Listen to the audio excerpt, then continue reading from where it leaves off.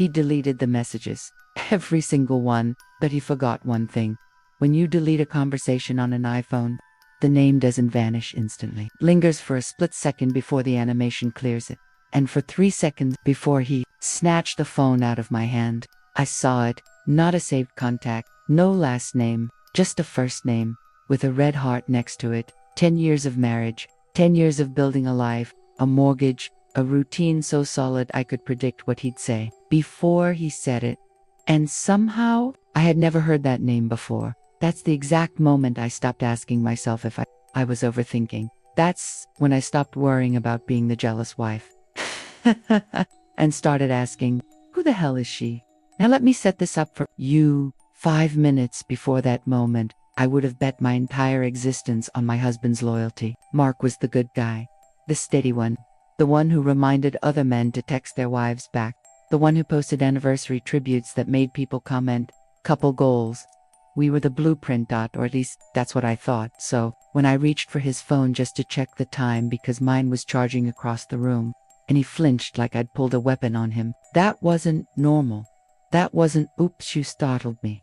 That was panic. The kind of panic that comes from someone who knows there's something on that screen that could detonate his entire life.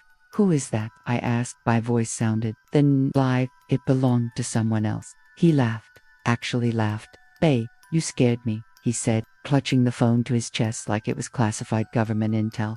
It's just a work group chat. Why are you so jumpy? Work group chat. With a red heart. At 11:47 p.m. Got okay. He locked the phone, slipped it into his pocket, and then he did something he never does. He went into the kitchen and started doing dishes at midnight. We both knew that wasn't about dishes, that was about control, resetting the energy, distracting me. I saw a heart, I said, standing in the hallway, watching him scrub a plate that was already clean. He didn't turn around. It's an emoji, he replied casually. It's the team mascot thing for this project. You're being crazy, you've been stressed lately. Are you sleeping okay? There it was. You're being crazy, not defensive, not angry, not even guilty, just dismissive. Like I had imagined it. And here's the part nobody talks about. Gaslighting doesn't start with screaming. It starts with calm. It starts with making you question your own memory. For the next 3 days, he became husband of the year. Flowers on Tuesday. Random forehead kisses. Let's finally book that Italy trip. He was attentive, warm, present, but his phone never left his hand. Bathroom garage, taking out the trash. Under his pillow at night. That's 6 years. That phone used to sit face up on. The night's 10 passcode was our anniversary. 10-04-12 transparent open safe Friday night. We're on the couch watching a movie. He gets up to grab Bata. And he leaves his phone on the coffee table. Face down. It felt intentional, like bait, like he wanted to prove something. I stared at it for a solid 30 seconds. If I check and find nothing, I'm the villain. If I don't check, I'll never know. My heart was pounding so hard I thought it might actually crack my ribs. I flipped it over. The screen lit up. Passcode required. Thus new. I typed in our anniversary. Incorrect. I tried his birth. Incorrect. Last 4 digits of his social. Incorrect. iPhone disabled for 1 minute. I heard his footsteps coming back down the hall. I put the phone exactly where it was, face down. He walked in, sat beside me, wrapped his arm around my shoulders like nothing happened. You okay? He asked softly. Your heart's racing. He knew I tried, and he knew I couldn't get in. That wasn't the moment. I knew he was cheating. That was the moment I knew he was hiding something serious. Because a man who changes his passcode after 10 years isn't protecting privacy. He's protecting secrets, and I hadn't even scratched the surface yet. What I didn't realize, the real betrayal wasn't in the phone. It was hiding somewhere, way more digital and way more permanent. And once I found it, there was no going back. If the phone was a fortress, then I needed to find the back door, because here's the thing about cheaters in 2026. They don't get sloppy, they get strategic. Mark wasn't texting her through regular messages. That much was obvious. No late-night SMS logs. No mysterious numbers popping up on the phone bill. He wasn't dumb, he was careful. Which meant if I wanted the truth, I had to think like him. Monday morning, he kissed me goodbye like nothing was wrong. Love you, he said. The audacity. I waited until his car pulled out of the driveway. Then I called in sick to work. Not because I was weak, because I was done being blind. I sat at our dining table with my laptop, a legal pad, and a cup of coffee that went ice cold while I stared at the screen. Step 1. Phone records. We're on a family plan. I logged into our carrier account, downloaded 3 months of call logs. Nothing, just me. His mom, his office, no unknown numbers, no 2 a.m. calls, no marathon conversations, which meant one thing. App, dash-based messaging, WhatsApp, Signal, Telegram, Snapchat, something encrypted, something that leaves no footprint on a basic bill. Smart fine. Step 2. Money. Because feelings lie. Data doesn't. I logged into our joint checking account, scrolled through transactions, groceries, mortgage, gas, utilities, borrowing, credit card statements, clean, no hotel charges, no fancy restaurants, no jewelry. Either he was the most disciplined cheater in America, or she was paying for, and this one made my stomach twist. He had a separate account. I tried pulling his credit report to see if there were hidden cards. Two-factor authentication required, sent to his phone, of course. Every digital door I touched slammed shut in my face. By Wednesday, the house felt haunted, not by a person, by absence. Every time his phone buzzed in the evening, he'd glance at it with this tiny flicker in his eyes, sometimes a smirk, sometimes irritation, sometimes neutral, but always alert, and I stopped confronting him. That's when I changed. I went quiet, cold, because if he was building a secret world, I needed to observe it. Then something clicked in my head. 3 years ago, when his old MacBook died, he borrowed my iPad for a few weeks, logged into emails, downloaded files, did work stuff. He eventually bought a new laptop, but the iPad, it was still in the guest room closet, in a box labeled donate. I swear to you, my heart started racing before I even opened that closet. Tore through boxes like I was searching for oxygen. Old chargers, random cables, a cracked Kindle. And then there was an old iPad mini, screen cracked in the corner. I plugged it in, battery icon flashed red. I sat cross-legged on the floor, staring at it like it was a bomb about to detonate. Please don't be wiped, I whispered. 10 minutes later, the Apple logo appeared. I felt physically dizzy. It booted up, still logged in, but it hadn't synced in years. Last photos were from 2021. Old vacations, old smiles, dead end. Maybe. I opened iMessage. Nothing new. Photos apped on nothing new. My stomach dropped. Was I chasing ghosts? And then a notification slid down from the top of the screen. Enter password for Google account. Mark, work, private. I froze. Mark, work, private. Not his company email, not his personal Gmail. Something else. Something separate. Something secret. Why would a married man with a stable job need a private work Gmail that I've never heard of? My hands were shaking now. I grabbed my laptop and typed it in mark.work.private@gmail.com, clicked forgot password, send verification code to phone number ending in 88. His phone ends in 45. Mine ends in 20. So whose number ends in 88? He didn't just have a secret email, he had a separate number burner. Phone, Google Voice, something off-grid. And suddenly, it all made sense. The deleted messages, the passcode changed, the phone glued to his body at all times. He wasn't just hiding conversations, he was maintaining an entire parallel system. And here's the part that made my blood run cold. This wasn't impulsive. This was planned, calculated, structured. This wasn't a drunk mistake at a conference. This was infrastructure. Couldn't reset the email without that code. But I didn't need access anymore, because now I had proof that my intuition wasn't crazy. There was something, someone, and if there's a secret email, it's being used somewhere else online. Nobody creates a digital identity and leaves it isolated. People connect accounts, Venmo, social media, payment apps, and if he was funding this double life, money would leave footprints. So I did what any crazy wife apparently does. I started hunting, and the next click I made, that's when the ghost got a name, and the name got a face. If you're watching this story, tighten your blanket and hit the like button so YouTube understands you want the next chapter unlocked, and tell me in the comments, which beautiful country are you watching from? And what's the exact time there right now? You ever get that moment where your body goes cold, but your brain goes razor sharp? That was me. No more crying. No more sitting guessing. No more, maybe I misunderstood. No, it was a strategy. If he had a secret Gmail, he had to be using it somewhere. Nobody builds a digital identity and just lets it sit there.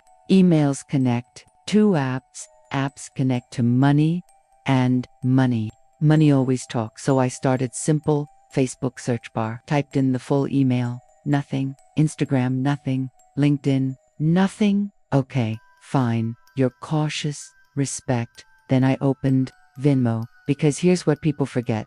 Venmo is social media disguised as banking. I typed in the email and boom, a profile popped up. Ms. Consulting. No photo, no bio. Generic. Graycircle.q.I clicked it that transactions were private. Of course they were. But his friend lists. Public.3 friends. One random guy. One business-looking logo. And the third, Alina. There it was the name. The same one I saw, for 3 seconds glowing, on his phone with that stupid red heart. Alina. My hands were steady now. Too steady. I clicked profile. Her transactions, public. And what I saw made my stomach flip inside out. Pizza emoji, October 4th. Wine glass emoji, October 12th. Taxi plus house emoji, November 1st. Heart plus money. Multiple dates. October 4th. That was the night he said he had a late client meeting. October 12th. The night he claimed traffic was insane and got home at 10:30. November 1st. He told me he was helping his brother fix drywall. He wasn't fixing drywall, he was funding a relationship. And here's the real gut punch. Some of those payments were big. Not dinner money. $300, $400, $500. Rent, hotel, utilities. He wasn't just cheating, he was investing. I clicked her profile picture and zoomed in. Young, maybe mid-20s, dark hair, a bright smile. The kind of face that looks innocent. She didn't look evil. She looked normal, which hurt worse, because villains are easier to hate. Then I took her name, Alina R., and went to LinkedIn. Found her in under a minute. Alina Rodriguez, marketing coordinator. At the same marketing firm Mark hires for freelance projects, workgroup chat. He wasn't lying about that part, just everything else. I scrolled her profile, then I checked Instagram.public, and that's when the air left my lungs. 2 weeks ago, a photo, caption, date night with my favorite human. The picture didn't show his face, just 2 wine glasses clinking across a dim restaurant table, and 2 hands. I would recognize that hand anywhere. The veins, the scar near his thumb from college, and the watch, the vintage Omega I bought him for his 35th birthday. I'd zoomed in so far, the pixels blurred. Same blue linen shirt I ironed that Friday morning. Same cuff. Same watch. Diff woman. I checked the date of the post. That was the night he told me he was at his brother's house, helping with drywall. He even came home with a little dust on his jeans. I remember laughing about it. He staged it. The realization hit differently than anger. It was clear. This wasn't a mistake. This was choreography. I didn't scream. I didn't throw away my laptop. I didn't cry. A calm washed over me that honestly scared me a little, because the worst part of suspicion is not knowing. And now I knew gaslighting doesn't work when you have screenshots. I spent the next 2 hours building a case. Venmo transactions printed, Instagram photo printed, LinkedIn profile printed. I made a timeline. Date by date. Lie by lie. Tie highlighted. Every night he worked late that matched a payment. 6 months, 60s, entire months. That's not an affair. That's a second relationship. I looked at the clock. 4:32 p.m. He'd be home around 5:45. I had options. Call a lawyer. Transfer money. Confront him later. But something inside me said, no. He made me question my sanity for days. He looked me in the eye and called me crazy. He did evidence. He rewrote reality. I wasn't going to give him time to prepare a defense. I wanted to see his face when the mask shattered. So I did something wild. I went to the kitchen and I started cooking his favorite meal. Rosemary roast chicken, garlic, mashed potatoes. I opened a bottle of Pinot Noir. Set the table with candles. Made it perfect. Wanted him to relax.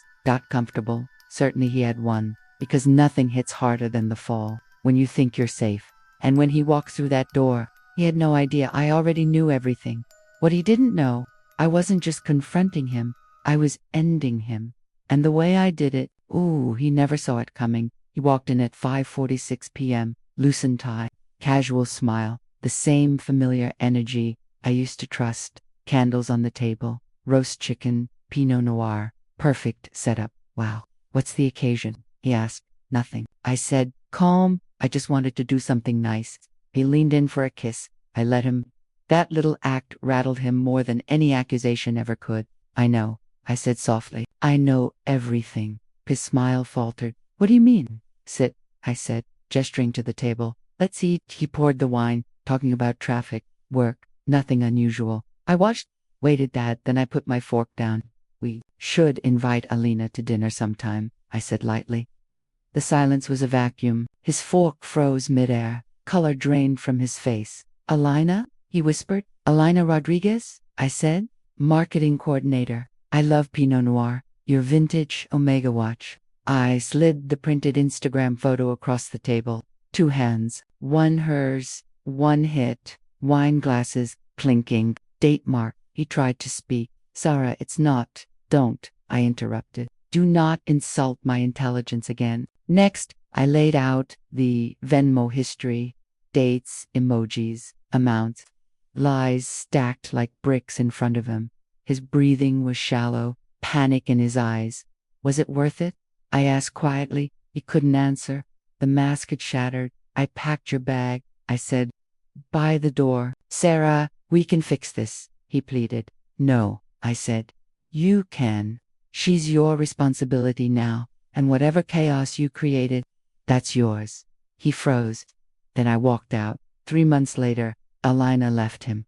The baby wasn't his. He tried crawling back, but I didn't let him. The lesson. Trust your gut. Intuition doesn't lie. One name, one red heart. That's all it takes to unravel a life. If this resonated, hit like, subscribe, and turn on notifications next week. I'm sharing what I found when I finally got access to his secret Gmail. And it's worse than you think.